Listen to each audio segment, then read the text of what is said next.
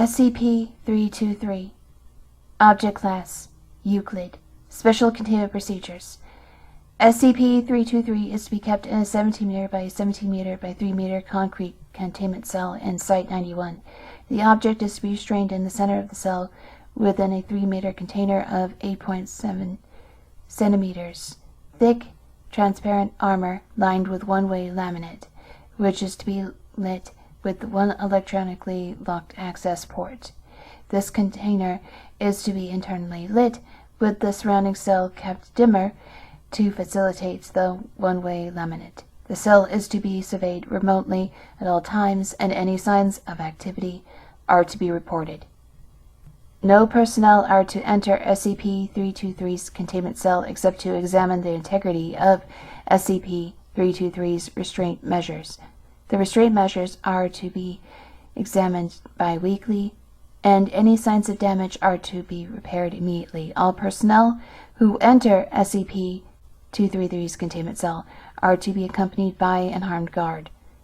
Personnel are not to be within SCP-323's containment cell for longer than 45 minutes, and any communication around SCP-323 is to be written or spoken in a language other than English or French. In the event that SCP-323 breaches containment and an instance of SCP-323-1 is formed, personnel are to evacuate Site-91, and the site is to be locked down. Remote units are to be deployed to destroy the body of SCP-323-1. Following this, armed personnel may be sent in to re-establish the containment of SCP-323. Description: SCP-323 is the skull of an unidentified cervid, measuring 55 centimeters long, 27 centimeters wide, and 31 centimeters tall, with a pair of antlers measuring 35 centimeters tall and 46 centimeters from tip to tip, growing from the left stand and right stands of SCP-323. SCP-323 shows signs of damage consistent with outside exposure, with regular pitting, scarring, and weathering across the object, bleaching of the upper surfaces, and a missing lower mandible. The rear of the skull features an approximately centered ovid gap, measuring 25 centimeters high and 23 centimeters wide, giving the access to an interior space 16 centimeters deep.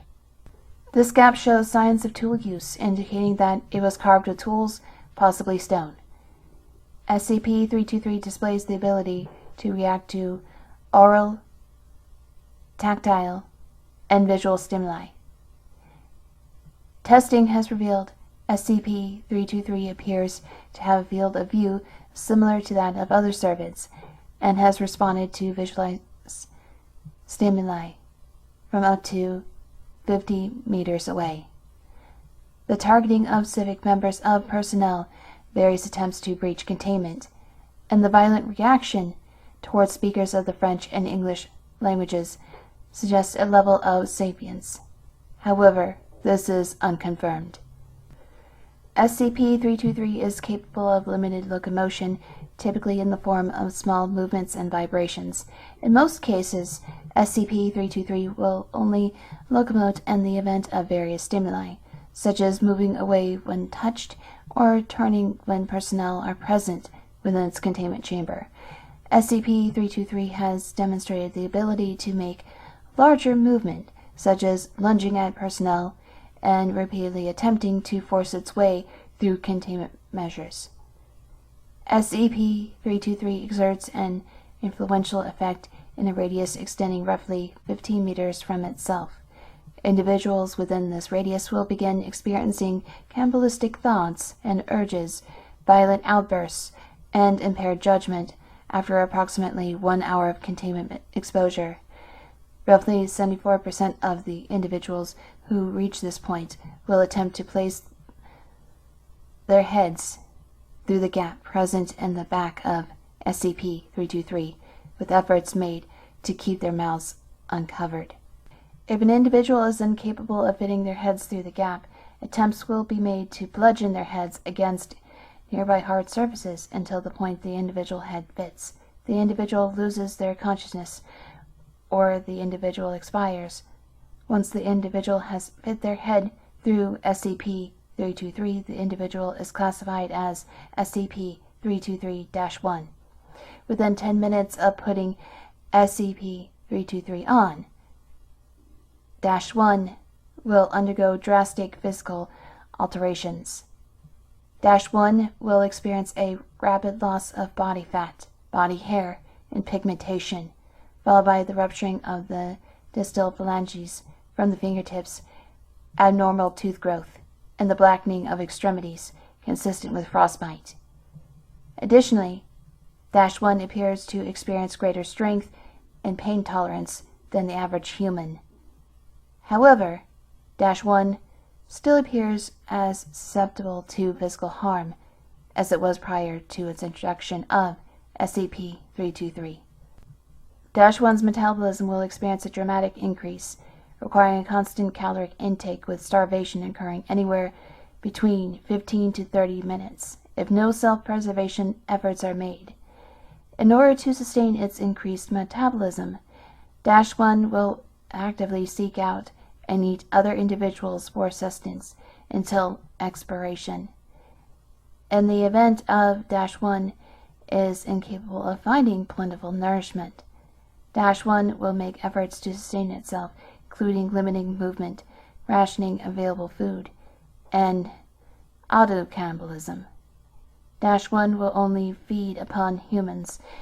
It is presumed that -1 is capable of receiving sustenance from other sources but chooses not to, despite availability or ease of access.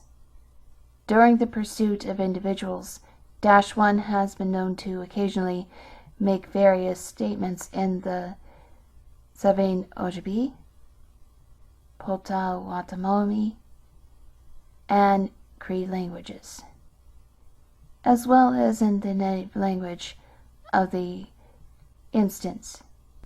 It is not known if these statements and the knowledge of these languages is the result of SCP-323's anomalous influence, or if they originate from SCP-323 itself. SCP-323 was recovered in September 12, 1997 in the Bitterron Lake Reserve, part of the Lac La Ronge First Nation in Saskatchewan, Canada. A small, unregistered community have been sustaining an active -1 instance by routinely murdering individuals and leaving them out as appeasement. Investigation revealed blank individuals were involved who were interviewed and subsequently administered amnestics, and a cover story involving an unidentified serial killer was propagated. -1, at the time suspected to be the anomaly, died of starvation during its transfer to Site-91. The recorded number of deaths does not appear consistent with the duration of -1 instance. It is suspected that SCP-323 went through several instances of -1 before containment. However, no irrefutable evidence supporting SCP-323-1's longevity has been uncovered.